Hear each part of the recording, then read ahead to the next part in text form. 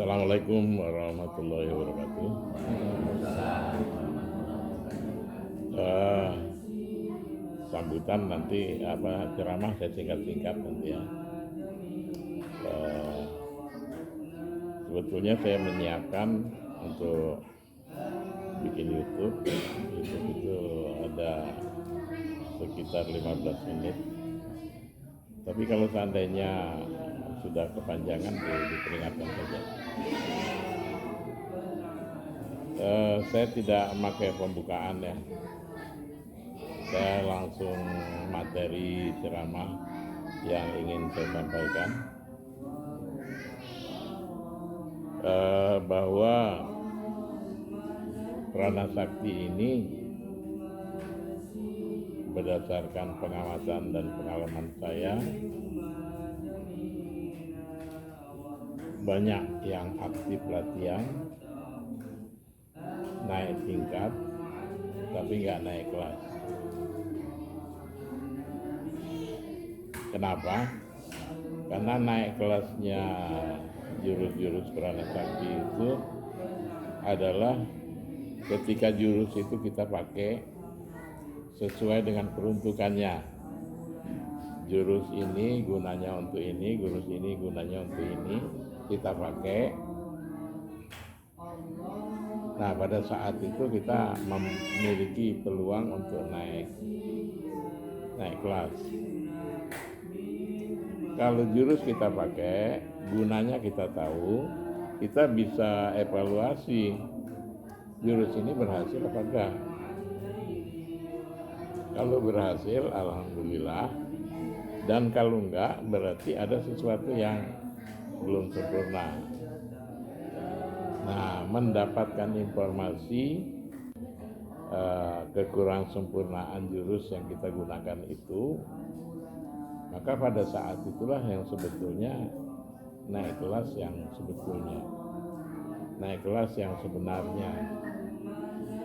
Jadi kalau jurus itu nggak pernah kita pakai, ya insya Allah ya nggak pernah naik kelas yang sebenarnya. Naik jurus ya, tapi naik kelas enggak. Karena kita tidak mau, kadang-kadang anak kita sakit, kita nggak mau atasi. Kadang-kadang kita sendiri yang sakit, kita nggak mau ngatasi pakai jurus yang kita punya. Jadi kalau jurusnya nggak pernah dipakai, dianya tetap segitu-segitu saja, nggak meningkat. Ini tentang jurus. Yang kedua yang ingin saya sampaikan adalah bahwa guru yang sebenarnya, ini kata guru besar yang ngomong, bahwa saya adalah hanya sekedar wakil, kata Bang Asman. Tetapi guru yang sebenarnya adalah Al-Quran. Karena jurus-jurus PS itu terlalu banyak yang saya tidak paham ketika jurus itu dipakai jurusnya berhasil atau gagal. Untuk mengetahui gagal, kan ilmunya harus lebar, harus luas ilmunya. Kenapa kok gagal? Kan gitu. Jadi kalau ketahuan, kurang ini, berarti naik jurus. Nah, banyak sekali kekurangan itu yang tidak bisa kita ketahui. Jangankan kita ketahui, guru besar pun saya tidak tahu, banyak sekali katanya yang saya tidak tahu. Lalu siapa yang tahu? Yang tahu itu Quran. Jadi dekatlah dengan Quran, sampai pembicaraan kita ke Quran. Guru besar yang sebenarnya itu adalah Quran. Jadi kalau seandainya kita tidak dekat dengan Quran, maka berarti kita nggak dekat dengan guru besar. Jadi semakin tinggi tingkatan jurus kita, kalau guru besar yang sebenarnya adalah Al-Quran, apakah cukup dekatkah kita dengan Al-Quran itu? Nah, sekarang kita ukur sendiri. Dari dulu untuk mengukur kedekatan kita dengan Quran itu sudah ada itu. Bahkan ukuran kedekatan itu dirumuskan dalam bentuk lagu. Insya Allah udah tahu lagu-lagunya ya. Lagu ukuran kita dekat sama Quran apa enggak? Udah tahu lagunya? Belum? Gampang. Lagunya itu lagu khatam Quran. Setiap khatam Quran kita ada doanya Pak ya. Nah, doa khatam Quran itulah kita laksanakan itu. Walaupun kita belum khatam, tapi doanya kita laksanakan, kita sampaikan doanya itu.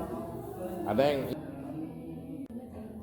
untuk cinta kepada Quran tuh kita minta tanamkan kecintaan kita, senangkan kita membacanya pagi, sore, siang dan malam. Sesudah itu ketahuilah bahwa Quran itu nanti adalah sebagai satu-satunya yang mengawani kita di saat sesama dengan orang tua pun kita acuh pada saat itu. Nanti di akhirat ya. Di akhirat itu nanti kan ada satu saat bahwa matahari itu hanya sekitar berapa hasta dari kepala, panasnya seperti apa, dan tidak ada tempat duduk, nggak ada tempat duduk kayak gini, apalagi ada kue, ada minuman, nggak ada. Nah, pada saat itu hanya Al-Quran yang mengawani kita, hanya Al-Quran yang bisa membantu kita, hanya Al-Quran yang bisa membela kita. Nah itu Quran itu guru besar yang sebenarnya itu. Jadi kalau seandainya ada anggota PS yang awam dengan bacaan khatam Quran gitu ya, berarti kita kurang akrab dengan Quran itu. Kita tingkatkan keakrabannya. Kalau seandainya saya belum cinta kepada Quran, kita minta dicintakan. Kalau bacaan kita belum bagus, kita minta dibaguskan. Kalau bacaan kita belum sempurna, kita minta disempurnakan. Kalau bacaan kita tidak indah, kita minta diindahkan. Dicek dulu kalau kita baca Quran bagus apa enggak. Enggak karu-karuan, minta sama Tuhan. Ya Allah, cinta tanamkanlah kecintaan kami kepada Quran. Bukan kami, saya kepada Al-Quran. Jadi kita doa untuk kita. Jadi kalau seandainya ngaku orang PS, terus kita bilang bahwa guru besar PS yang sebenarnya itu adalah Al-Quran. Nah gitu ditanya tentang Quran, nggak tahu. Berarti hubungan kita dengan guru besar nggak bagus. Gitu. Jadi kalau hubungan kita dengan guru besar nggak bagus, ya wajar-wajar aja kalau jurus kita juga nggak bagus. Ketika Habibie, ingat Habibie ya? Ketika Habibie kuliah di Jerman, dia berangkat dengan langkah yang penuh kepastian, karena dia adalah mahasiswa terbaik di Asia Tenggara. Jadi dia yakin betul akan berhasil. Tapi ketika kuliah diadakan ujian, tahu tuh dia bukan juara pertama dalam ujian itu, dia juara ketiga. Terus pada saatnya ujian yang kedua dilaksanakan lagi, dia mental lagi ke juara ketiga. Juara 1 dan juara 2 itu orang Yahudi, yang satu perempuan. Akhirnya Habibie merengek-rengek minta diberitahukan apa sebetulnya rahasia kok kalian ini saya lihat belajarnya santai tapi kok ujiannya luar biasa. Semula orang Yahudi ini nggak mau ngasih tahu, diketawain aja. Tapi pada satu saat dia kasihan betul melihat si Habibie. Dia sudah berusaha untuk menjadi lebih baik dalam ujian, tapi gagal lagi, sehingga dia hanya mencapai terbaik ketiga.